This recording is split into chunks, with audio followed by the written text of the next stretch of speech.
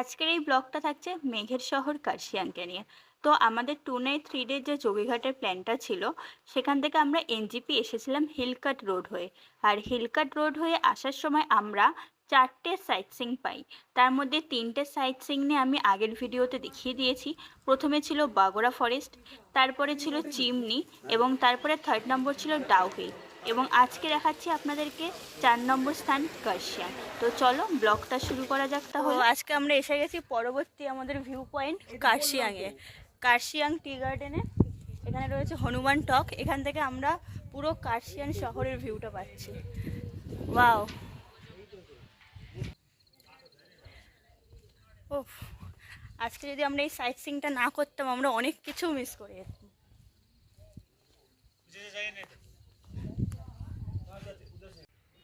চলো তোমাদেরকে কার্শিয়াংয়ের কিছু দৃশ্য দেখাই। আর তার সাথে বলে রাখি, আমি 62 টাকায় মানে 62 রুপিসে আমি কিভাবে কার্শিয়াংটা ঘুরলাম। অ্যাকচুয়ালি আমাদের যোগীঘাট থেকে আমাদের এনজিপিতে গাড়ি ভাড়া ছিল 3000 টাকা, এবং ড্রাইভার দাদা অনলি 500 টাকা নিয়েছিল। যেহেতু অফ সিজন ছিল, তাই শুধুমাত্র 500 টাকার বিনিময়ে আমাদেরকে এই 4টে সাইট সিইং দেখায়, এবং যার মধ্যে কার্শিয়াংটাও থাকে। আর 500 টাকা, আমরা যেহেতু ছিলাম 8 জন, তো 500 টাকাটা 8 জনের মধ্যে ডিভাইড হয়েছিল, যেখান থেকে আমাদের সবার ভাগে পড়েছিল 62 টাকা, 62 রুপিস করে। তো কি 62 রুপিসে কার্শিয়াং ঘুরলাম না? এখানে যদি কেউ মন খারাপ নিয়ে আসে, তাদের মন অটোমেটিক ভালো হয়ে যায়। মন ভালো করার শহর, মেঘেদের শহর কার্শিয়াং। এই সমস্ত রাস্তায় হেঁটে মারাত্মক মজা রয়েছে। আর যদি এখানে কেউ বাইক স্কুটি নিয়ে আসতে চাও, বলবো তারাই আসবে এখানে বাইক স্কুটি নিয়ে, যাদের পূর্ব অভিজ্ঞতা রয়েছে। বললাম না, পাহাড়ের সব থেকে সৌন্দর্য এটাই। 30 মিনিট আগে বৃষ্টি, 30 মিনিট তার ঠিক 30 মিনিটের পরে কুয়াশাযুক্ত ওয়েদার, ঠিক তার 30 মিনিট পর এরকম সুন্দর ঝলমলে রোদ্দুর।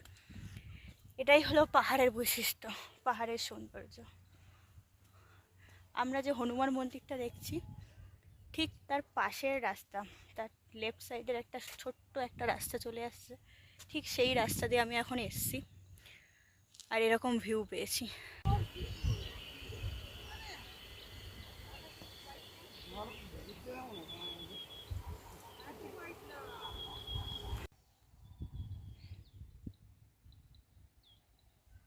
সময় হাতে খুব কম, থাকতে ইচ্ছা করছে আরও কিছুক্ষণ সময় এখানে, কিন্তু ট্রেনের সময় চলে এসছে আমাদের।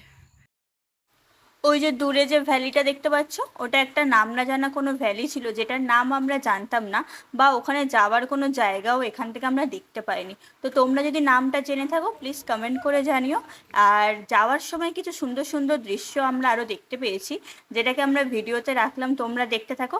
ততক্ষণ অবধি আমি নেক্সট ডেস্টিনেশন কি হবে সেটা আমি প্ল্যান করতে থাকি। 3 দিনের এই সুন্দর সফর আমরা শেষ করতে চলেছি কার্শিয়াং দিয়ে। কার্শিয়াং ছিল আজকে আমাদের এই সফরের শেষ দর্শনীয় স্থান। কার্শিয়াং হচ্ছে এমন একটি শহর যেখান থেকে আমরা যেমন মেঘেদের খেলা দেখতে পারি, সেরকম আছে সুন্দর চা বাগান বিস্তৃত ভ্যালি।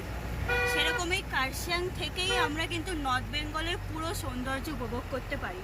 আমি সেই ভিডিওতে আমাদের দেখাবো আপনাদেরকে কার্শিয়াং থেকে নর্থ বেঙ্গলের সেই সৌন্দর্য। মারাত্মক একটা জায়গায় হলো এই কার্শিয়াং। আমরা আজকে মানে আমাদের এই সফরে আমাদের যিনি ড্রাইভার দাদা ছিলেন, তার নাম হচ্ছে তিমথি মুখিয়া। তো আমরা যে হোমস্টে ছিলাম, রিভার সং হোমস্টে, সেই হোমস্টে থেকেই আমাদেরকে বলে দিয়েছিলেন, দাদার নাম্বার দিয়েছিলেন, আপনারা পার্সোনালভাবেও তাকে বুক করতে পারবেন। আমি দাদাকে একবার দেখিয়ে দিই। খুবই ভালো দাদা, খুবই ভালো। আমরা অনেকক্ষণ টাইম নিয়ে সমস্ত জায়গায় আমরা অনেকক্ষণ টাইম ওয়াস্ট করেছি, অনেকক্ষণ ভিডিও করেছি। অন্যান্যরা হলে অনেকেই আমাদেরকে তাড়াহুড়ো দেয়, বলে যে তাড়াতাড়ি করো, ট্রেন মিস করবে বা কিছু, আমাদেরকে কোনো রকম কিছু বলেনি, বহুতই হেল্পফুল।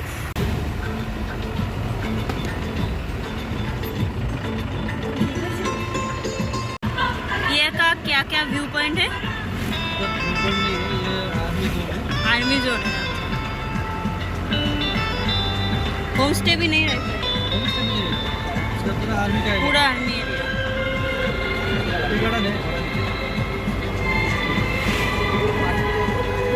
বিজনবাড়ি কি ये पहले वाला था? বিজনবাড়ি ধরে আমি তোমাদের সবাইকে বলছি, তোমরা যখনই আসবে প্লিজ বাড়ি থেকে টয়লেট করে আসবে। এরকম এরকম জঙ্গলে গাড়ি দাঁড় করিয়ে টয়লেট করবেন না, ঠিক আছে? এরকম করবেন। এখানে গাছে বৃষ্টি পড়ে, অনেক অনেক গাছ জল পায়, এদের মূত্র লাগবে না এদের। 26শে জুলাই রাতের বেলা আমরা যখন আমাদের গন্তব্যের জন্য জার্নি শুরু করেছিলাম, যাত্রা, তখন ছিল আমাদের পকেট ভর্তি টাকা, মেমোরি ছিল শূন্য। আর আজকে 29শে জুলাই যখন আমরা বাড়ি যাচ্ছি, যাত্রা যখন শেষ করছি, আমাদের পকেট শূন্য কিন্তু মেমোরি একদম পূর্ণ। মানে একদম মেমোরি পুরো পূর্ণ, ওটাকে পকেট শূন্য। এবার এটাই দুঃখ না খুশি বুঝতে পারছি না।